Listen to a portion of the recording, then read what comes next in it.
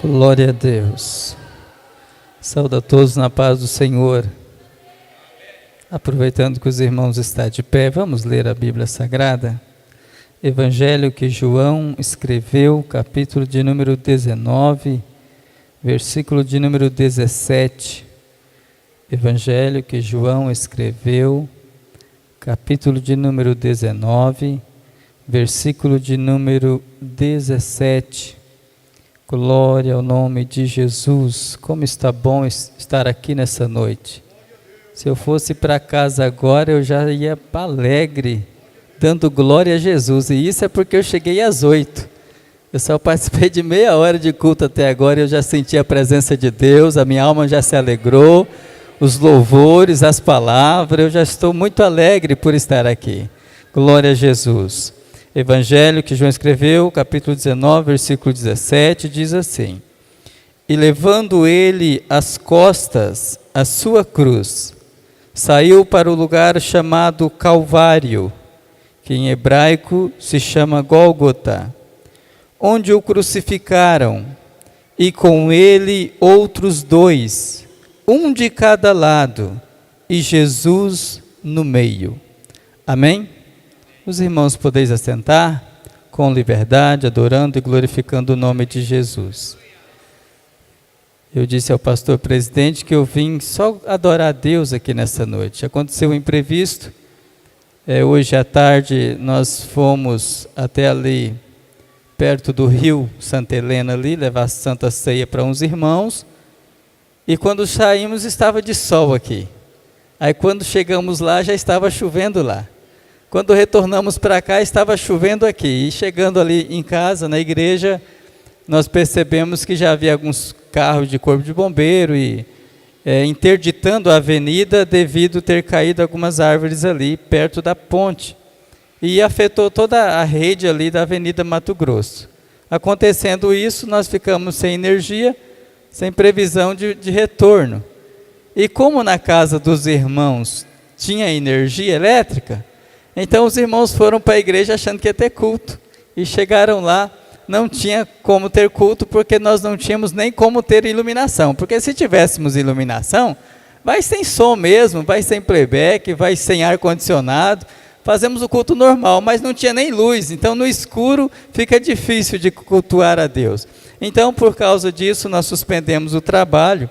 E alguns irmãos estão aqui na sede, outros estão no Norte 2, outros estão na Cidade Bela, outros estão no Bom Pastor. Acredito que em várias congregações está membros ali do setor industrial cooperando.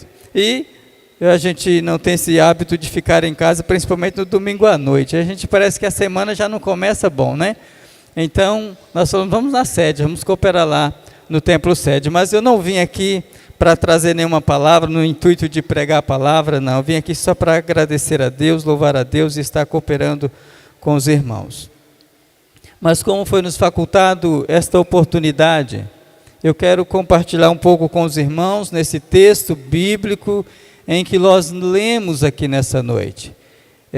Nós estamos ali no setor industrial, num propósito, neste ano de 2019, no domingo à noite, as mensagens vão estar sempre direcionadas ao evangelismo, à salvação de almas, né?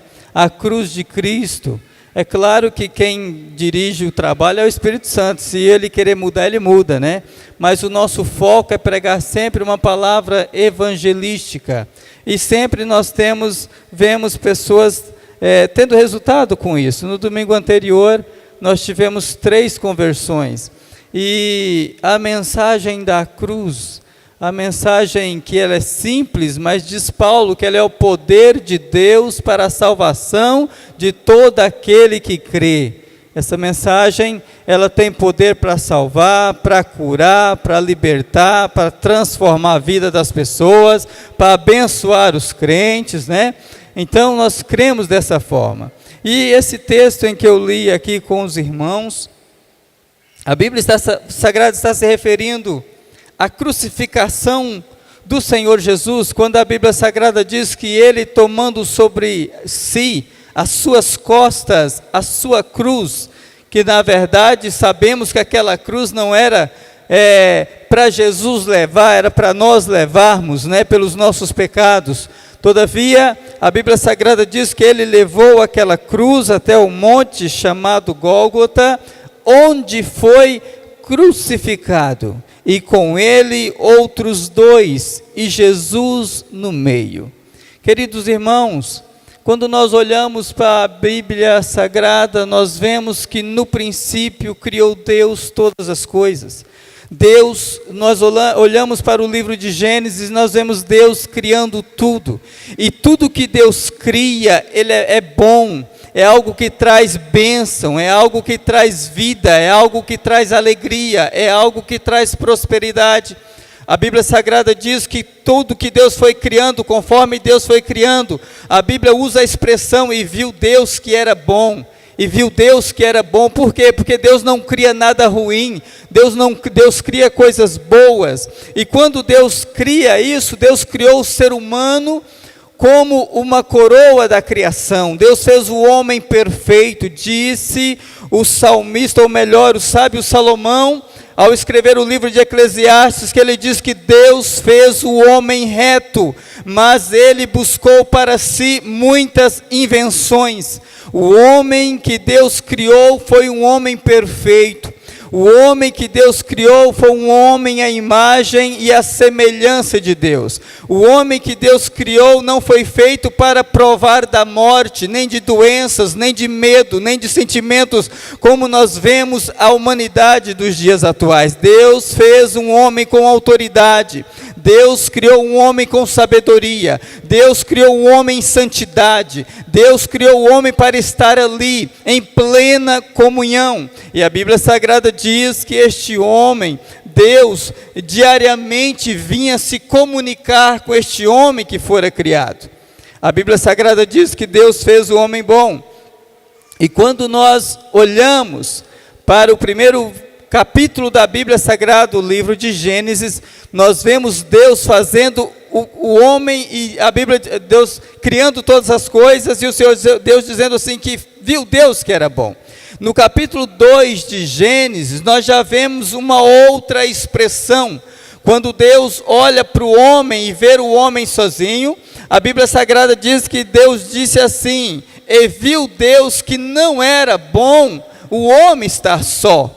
Se no primeiro capítulo nós vemos a expressão Deus dizendo que viu Deus que era bom, no segundo capítulo nós vemos Deus dizendo que não era bom o homem estar só. E Deus resolve aquela situação, criando uma linda mulher e colocando ao lado daquele homem para viverem juntos. Era Deus instituindo a família, o casamento, porque Deus tem compromisso com a família. A família está no plano e no projeto de Deus. Quando Deus criou o ser humano, Ele instituiu a família. Quando Deus quis criar uma nação, Ele chamou Abraão e a sua esposa, e através deles criou-se uma grande nação. Quando Deus quis destruir a humanidade, Ele fez questão de preservar uma família, e através de Noé, restaurar novamente, ou criar novamente uma nova geração. Quando Deus quis vir a esta terra através do seu filho chamado Jesus, Ele também escolhe um casal, era Maria e era José. Então Deus sempre tem compromisso comigo, com a minha família e com a sua família também. Quando nós vemos o pastor falando aqui sobre oração pela família, infelizmente tem pessoas que às vezes estão sofrendo na família e não entendem que precisa da bênção de Deus para ter uma família feliz. É possível, é necessário. Mas quando nós olhamos para Gênesis no capítulo de número 3, aí nós já vemos do capítulo 3 de Gênesis até o último capítulo da Bíblia Sagrada, Deus sempre dizendo para o homem o que é bom e o que não é bom, o que deve fazer e o que não deve fazer. Uma certa feita, o Senhor Deus, usando Moisés, Ele disse assim: toma os céus como testemunha diante de vós, que vos propus a vida e a morte, a bênção e a maldição. Escolhe, pois, a bênção, escolhe, pois, a vida, para que viva tu e a tua família. Então Deus está sempre colocando diante do homem um que nós chamamos de livre-arbítrio. O homem, ele foi dotado, Deus deu para o homem um grande presente, é o presente da escolha. Quando nós olhamos isso, nós vemos até mesmo no texto em que nós fizemos menção, ou no livro de Gênesis, que quando Deus criou o homem, Deus deu ao homem, a Bíblia fala que Deus formou o homem como uma coroa da criação, e a Bíblia fala que Deus também criou no Éden um jardim, um lugar de maravilhas, um lugar lindo, um lugar belo. Para que Deus criou aquele lugar? Para pôr naquele lugar o homem que ele havia criado. Isso mostra que Deus quer que nós estejamos no melhor lugar de se estar. Deus quer que o homem esteja nos melhores lugares. Deus não fez o homem para estar debaixo da ponte. Deus não fez o homem para estar no meio da rua. Deus não fez o homem para estar jogado longe da família, como um mendigo, mendigando, vivendo desprezado. Não, Deus fez o homem para desfrutar do melhor da terra. Deus fez o homem para viver bem e viver abençoado na sua presença. Mas para isso é necessário que o homem escolha ou faça as melhores escolhas. É necessário que o homem atente para a palavra de Deus e viva esta palavra. Isso não aconteceu com o primeiro casal. Deus fez o homem, Adão e Eva estavam ali, no melhor lugar de se estar, no Éden, desfrutando da comunhão com Deus. Mas infelizmente, meus irmãos, tem muitas pessoas que ele nunca é grato por aquilo que ele tem.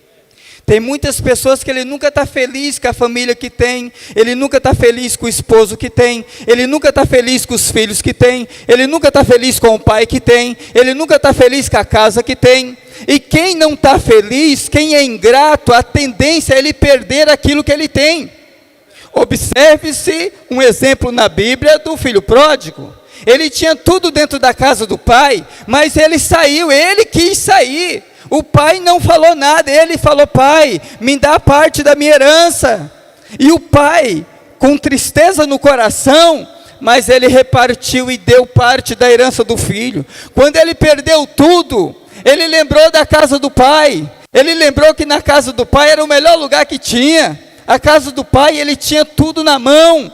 Aí ele disse assim: levantar-me-ei, e irei ter com meu pai, e direi: pai, eu pequei contra os céus e perante ti, eu não sou digno de ser chamado do teu filho, mas me faz como um empregado. Ser um empregado da casa para mim já está bom.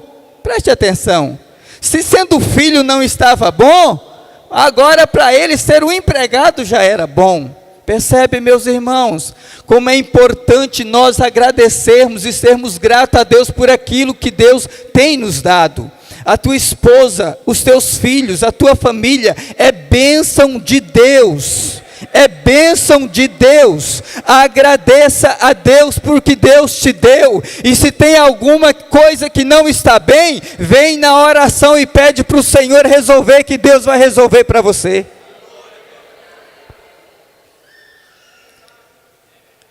Eu não sei se no coração de Adão havia ingratidão, porque a Bíblia não deixa isso claro, mas o certo é que ele foi tentado. Eva foi tentada. Então possa ser que isso não seja uma ingratidão e apenas uma fraqueza, quando ele cede à tentação. O certo é que a Bíblia Sagrada diz que eles pecaram, eles desobedeceram à voz do Senhor Deus. E quando eles desobedeceram à voz de Deus, a Bíblia Sagrada diz que eles perceberam que eles estavam nus. E a Bíblia Sagrada diz que eles começaram a se esconder de Deus. A voz do Senhor Deus veio no jardim. E a voz de Deus dizia assim: Adão, Adão, aonde tu estás? Adão, Adão, aonde tu estás? Percebe, meus irmãos, que mesmo que o homem peque, mesmo que o homem fale, mesmo que o homem não consiga valorizar aquilo que Deus dá, o amor de Deus é tão grande que Deus está sempre querendo ter uma conversa com o homem. Deus está sempre querendo restaurar o homem de novo. Deus diz: Adão, aonde tu estás? Aí Adão diz assim: Senhor, eu ouvi a tua voz ecoar no jardim, mas eu tive medo. Mas por que ele teve medo? Porque até então Deus não tinha dado a ele um sentimento de medo, mas o pecado fez com que eles tivessem medo. O pecado fez com que eles percebessem que estavam nus. O pecado fez eles terem vergonha de Deus. O pecado envergonha, o pecado mata, o pecado destrói. O pecado é pior do que um câncer, porque o câncer prejudica o corpo físico, mas o pecado prejudica a alma. O câncer leva talvez muito para a sepultura, mas o pecado leva para o inferno. O pecado é pior. O homem pecou. Mas por que o homem pecou? Porque o homem não soube fazer a escolha certa. Por causa do livre-arbítrio. Eu não sei os irmãos, mas quem já pensou assim? Por que Eva pecou? Esses dias eu estava dando aula para os adolescentes, e um dos adolescentes falou: pastor, eu tenho uma raiva de Adão. Eu falei: por que você tem raiva de Adão? Adão pecou, agora nós temos que trabalhar. Adão pecou, agora nós temos que viver essa vida aí. Por que Eva pecou? Porque Deus deu ao homem o melhor presente. Sabe qual? O livre-arbítrio. Deus dá ao homem o livre-arbítrio. E o que isso quer dizer? Deus, meu irmão, minha irmã, jovem, criança, Deus sempre vai dar a você a oportunidade de fazer escolhas. Então, saiba fazer escolha na orientação de Deus, e você vai ser feliz. A Bíblia Sagrada diz que Adão fez a escolha errada. Eva fez a escolha errada. Por causa disso, aquele homem que estava ali no jardim do Éden, desfrutando de tantas bênçãos, de tantas maravilhas, agora eles viram as costas para Deus e saem daquele jardim expulsos de lá, saem daquele jardim cabeça baixa. Você já imagina esta cena? Aquele casal saindo do jardim, quem sabe de mão dada, de costa para Deus, virado com o rosto para baixo, com vergonha, expulso dali. Que coisa triste.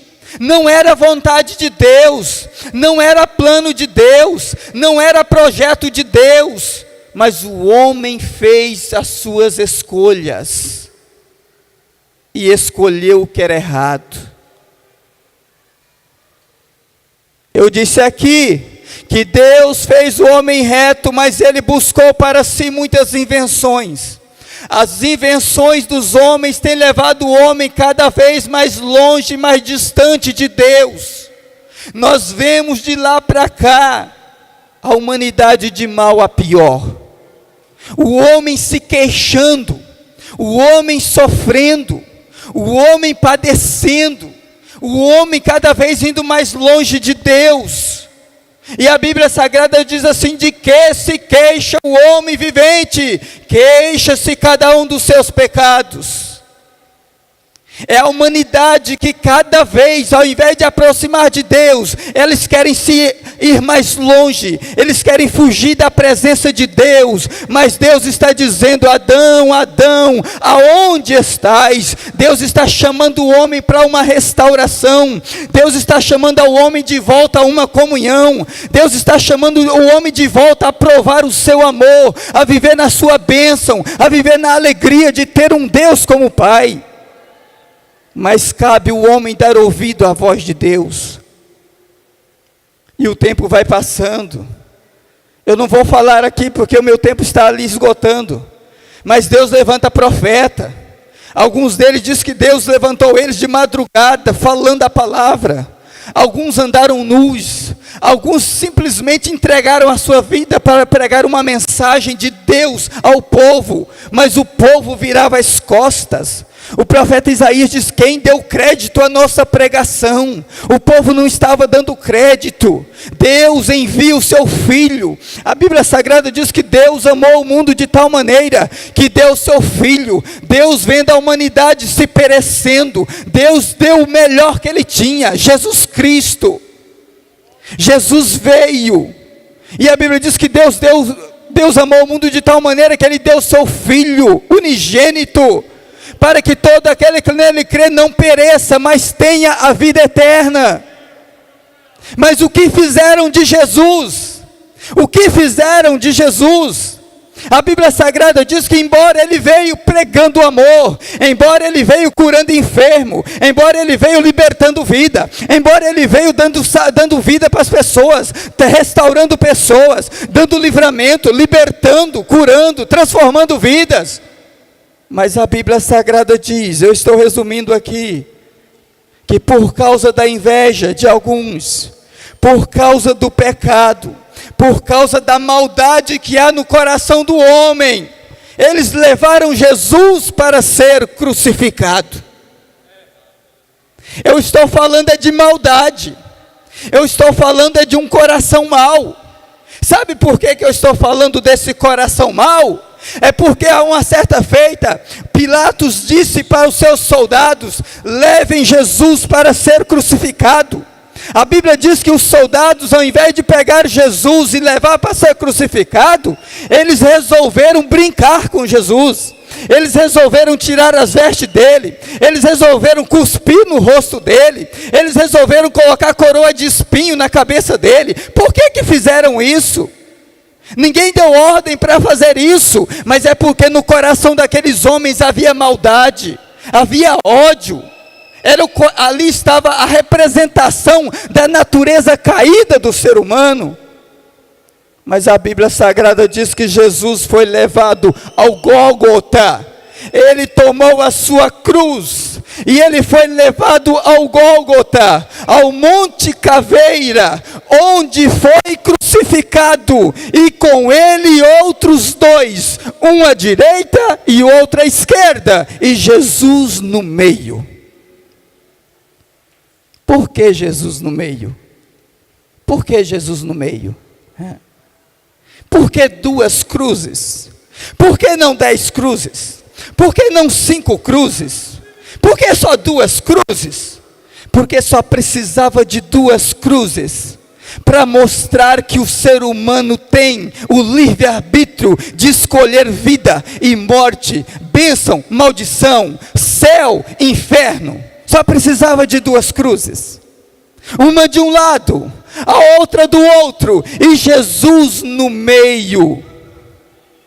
E um deles dizia assim, movido pela multidão, um deles dizia assim: se tu és o Cristo, o Filho de Deus, desce dessa cruz, salva a ti mesmo e a nós.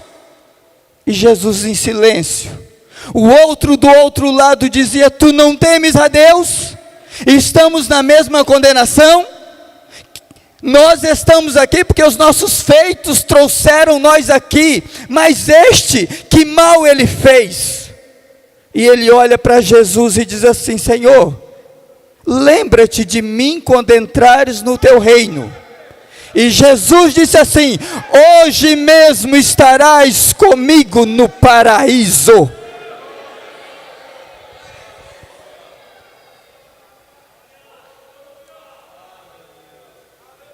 Pastor, eu só vou concluir. Deixa eu te dizer uma coisa aqui nessa noite. Aquele pecador, ele estava escarnecendo de Jesus, porque havia uma multidão escarnecendo de Jesus. Você sabe o que Jesus fez? Jesus ficou em silêncio. Por que Jesus não falou: ô rapaz, se converte, meu irmão, se arrepende, você vai morrer? Não, Jesus ficou em silêncio. Você sabe por que Jesus ficou em silêncio? Porque Jesus estava deixando que cada um deles fizesse a sua própria escolha. Jesus não queria interferir na escolha deles. E enquanto um estava preferindo ir para o inferno, o outro estava dizendo: Senhor, eu sou pecador e eu quero ir para o céu. Se ele não quer, eu quero. Se ele quer escarnecer do Senhor, eu não quero escarnecer do Senhor. Eu sei que o Senhor é meu Salvador. Me leva para o céu, me leva para o céu. A igreja se coloca de pé com a permissão do pastor. Deixa eu te dizer outra verdade aqui, só para mim finalizar. Eu não vim aqui para dar uma palavra, eu vim aqui pela situação que eu já disse aos irmãos. Mas deixa eu te dizer uma coisa aqui nessa noite. Queridos irmãos, tem algumas escolhas na vida que nós não temos a oportunidade de fazê-las. Tem. Nós não temos a oportunidade de escolher muitas das vezes a cor dos nossos olhos. Não temos. Nascemos com aquela que Deus nos concede. E temos que ser felizes por isso. Nós não temos, irmão Johnny, a oportunidade de escolher se queremos nascer de uma família rica ou de uma família pobre. Tem algumas escolhas que não cabe a nós escolher. Nós já nascemos, já vimos assim. Será que Deus é injusto? É não. É não. E aí nós começamos a viver essa vida aqui e nós começamos a fazer escolha. E muitas das vezes nós começamos a escolher caminhos tortos. Nós muitas das vezes começamos a fazer escolhas erradas. As consequências vêm. Quem de nós aqui nessa noite não faz um retrospecto da sua vida e pensa assim: se eu pudesse voltar aos meus 10 anos de idade, quantas escolhas eu faria diferente, né, irmão Manuel? Quantas escolhas eu teria tomado outras decisões? Quantas pessoas que foi para as drogas, que não iria mais para as drogas? Quantas pessoas que foi para a prostituição, que se ele pudesse voltar atrás, presbítero irmão Vargas, ele nunca mais queria saber da prostituição? Quantas pessoas que foram induzidas a ir para um caminho de morte, mas se ele pudesse voltar atrás hoje, ele não ia mais para esse caminho de morte. Você não pode voltar mais no tempo, mas a melhor e a maior decisão que o homem precisa tomar, Deus deixa você escolher. Sabe qual é ela? Para onde você vai estar eternamente, no céu ou no inferno? Essa escolha está nas tuas mãos. Essa escolha, ela compensa todas as escolhas erradas, compensa. Porque aquele ladrão da cruz, ele errou a vida inteira, mas na hora de morrer, ele fez a escolha certa: eu quero ir morar no paraíso com Deus. Se porventura em nosso meio houver alguém que ainda não fez essa decisão, ou alguém que está afastado dos caminhos do Senhor, eu vou orar. O meu tempo já acabou, já extrapolei o limite. Eu vou orar. Se você quiser fazer um concerto com Deus, se você quiser aceitar este plano de salvação, se você quiser tomar essa decisão, é a melhor decisão que o homem pode fazer, é aceitar Jesus como o Salvador da sua vida. Eu não creio que um crente arrepende disso, jamais. É uma decisão que não nos traz arrependimento, pelo contrário. Por que eu não aceitei Jesus antes na minha vida? Se você quiser tomar essa decisão nessa noite, vem à frente, eu quero orar por você. Vem à frente, se você quer aceitar a Cristo. Se você está afastado dos caminhos do Senhor, você só pode tomar essa decisão enquanto você está vivo. Depois que morre, não adianta mais. Depois que morre, segue-se o juízo final, segue-se as escolhas que você fez aqui na terra.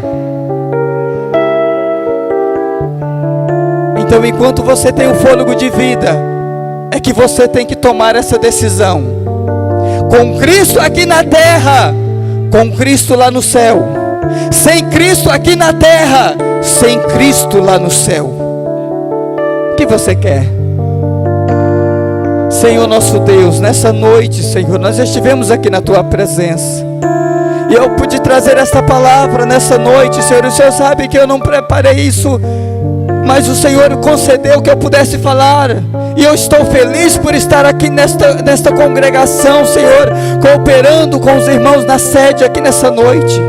Meu Deus, continua abençoando a vida dos Teus filhos, Senhor. Continua nos orientando nas nossas decisões, dando sabedoria para fazermos as decisões certas. Senhor, continua abençoando o Teu povo neste lugar. Nosso pastor presidente, abençoa ele aqui neste campo, abençoa esta igreja, abençoa as famílias que aqui estão nessa noite, e que Teu Espírito possa dar entendimento e falar melhor em cada coração. É no nome de Jesus que eu oro, e é no nome de Jesus que eu agradeço. Deus abençoe a todos, em nome de Jesus, e me perdoe pelo tempo. Glória a Deus. Quantos pode dar glória ao Senhor por esta palavra tão boa? Queridos, as oportunidades, elas passam. O homem, ele nunca para analisar que ele vai morrer. Pastor, eu não quero morrer. Eu também não quero, não. Mas o homem tem que ter a certeza que se ele partir desta vida, ele vai encontrar com Jesus. Você tem a oportunidade, aproveite.